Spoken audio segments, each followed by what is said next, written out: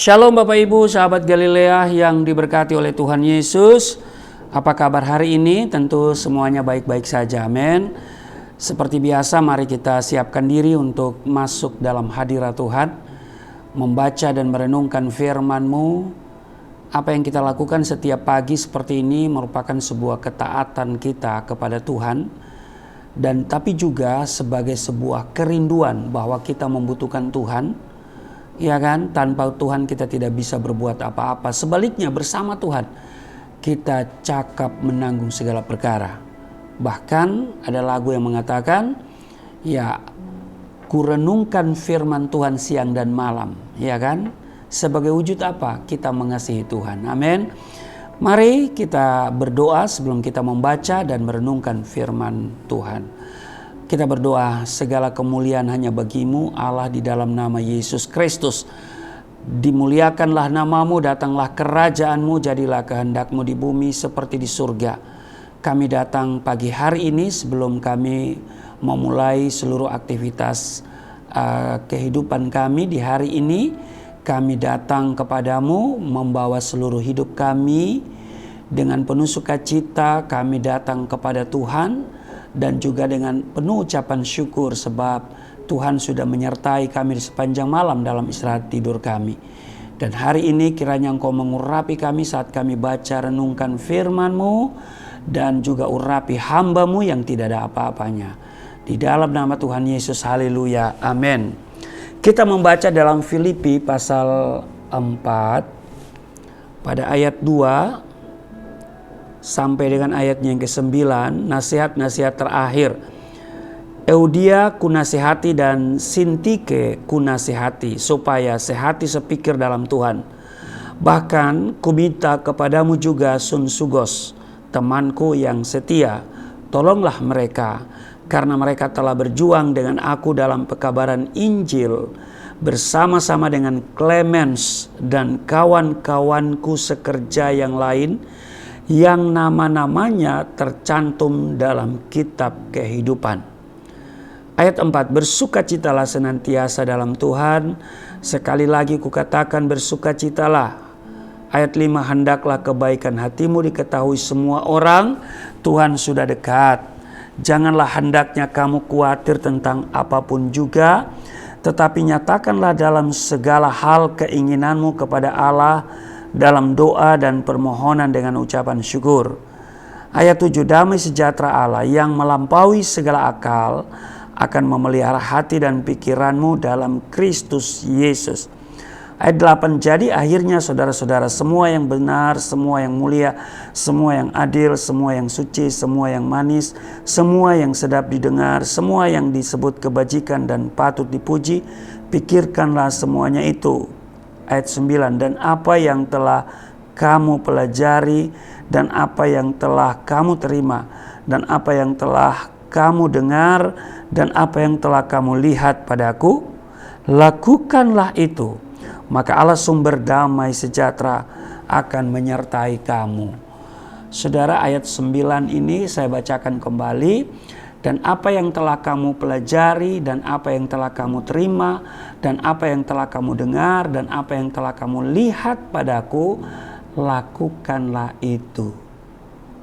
Saudara, sahabat Galilea yang diberkati oleh Tuhan Yesus, adalah hal yang baik tentunya ya, jika kita mau belajar dari pengalaman hidup orang lain, terutama berkenaan dengan proses hidupnya dalam meraih keberhasilan, kesuksesan. Nah, kita pun juga bisa mengambil sisi positif atau biasa yang kita sebut dengan hikmah, ya kan, di balik kegagalan yang orang lain alami. Itulah sebabnya Alkitab secara lengkap menulis tentang perjalanan hidup tokoh-tokoh yang besar ya, yang berhasil menggenapi rencana Tuhan dalam hidupnya.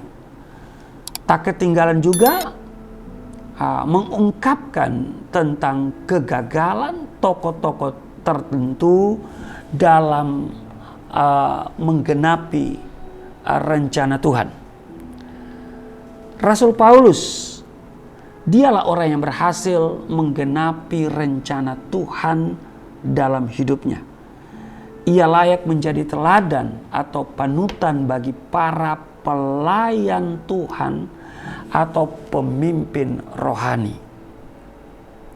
Mengapa kita harus meneladani Rasul Paulus?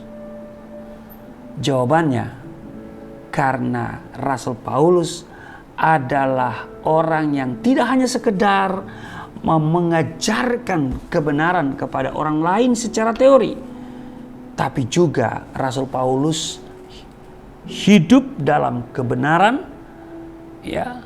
Dia hidup berpadanan dengan Injil itu sendiri. Nah, Rasul Paulus taat melakukan kehendak Tuhan. Dia bukan saja memberitakan, tapi juga pelaku dari firman Tuhan.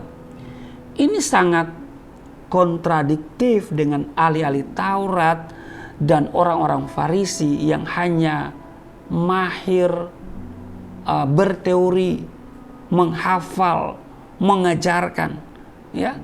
Seperti yang tertulis di Matius pasal 23 ayat 3, mereka mengajarkannya tetapi tidak melakukannya.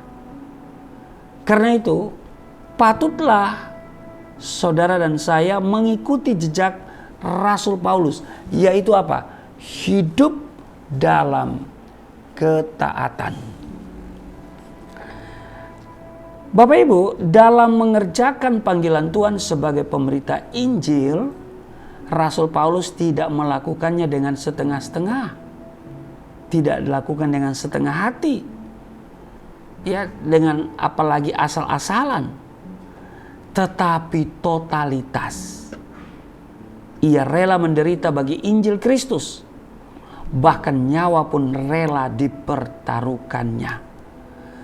Dikatakan dalam Kisah Rasul 20 ayat 24, aku tidak menghiraukan nyawaku sedikit pun, asal saja aku dapat mencapai garis akhir dan menyelesaikan pelayanan yang ditugaskan oleh Tuhan Yesus kepadaku.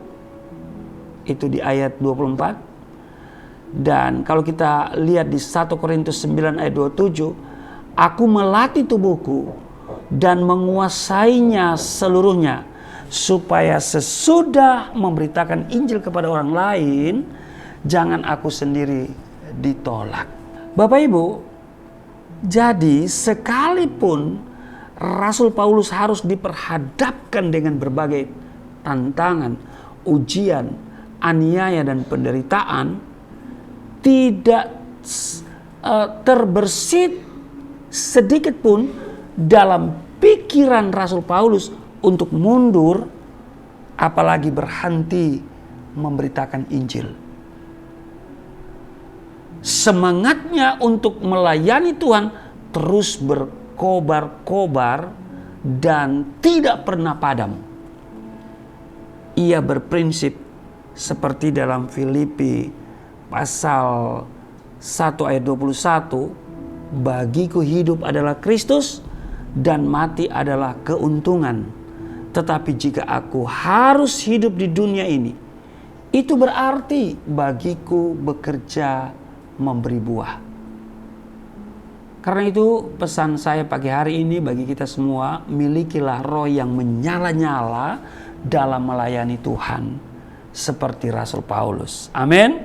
Tuhan Yesus memberkati. Mari kita berdoa. Terima kasih kami diingatkan supaya kami belajar dari pengalaman Rasul Paulus yang tidak pernah berhenti apalagi mundur dari memberitakan Injil. Tapi semangatnya terus berkobar-kobar memberitakan Injil. Biar juga roh kami tetap menyala-nyala.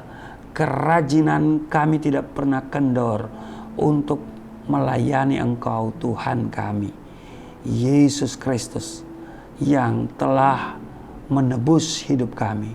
Terpujilah Engkau, berkati seluruh sahabat Galilea dalam seluruh tugas kerja mereka hari ini. Semuanya terpelihara, terlindungi, tidak celaka, tidak sakit-sakitan, tidak jatuh, tidak ditipu, tidak dirampok, tidak mengalami kecelakaan. Kami tolak semuanya itu di dalam nama Tuhan Yesus. seluruh sahabat Galilea terpelihara penuh sukacita damai sejahtera di dalam nama Tuhan Yesus. Haleluya. Amin.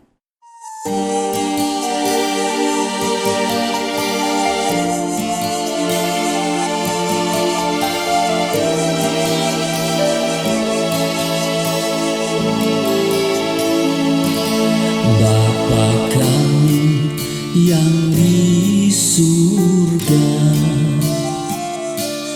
dimuliakanlah nama-Mu. Datanglah kerajaan, jadilah kehendak-Mu di bumi seperti di surga.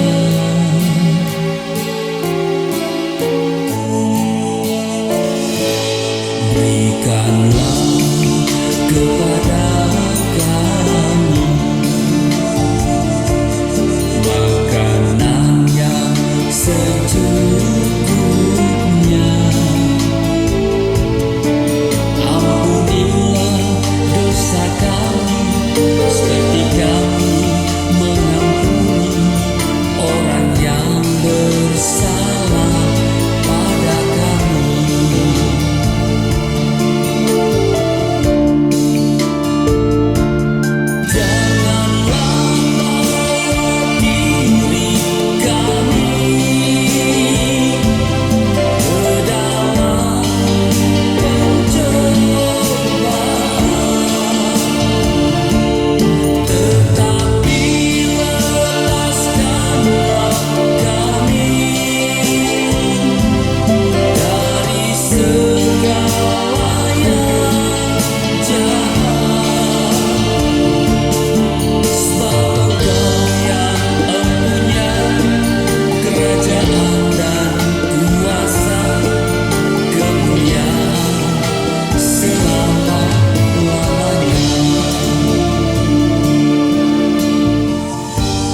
Abana allazi fis samawat liyataqaddas ismuk liyati malakutuka litakun masyiatuka kama fis samai kadzalika alal ard khubzana kafafana atina al yawm waghfir lana dzunubana kama naghfiru nahnu aidan lil muzdibina ilaina wala tudkhilna fit tajribah lakin najina minas syirir li'anna lakal mulka wal quwata wal majda ilal abad.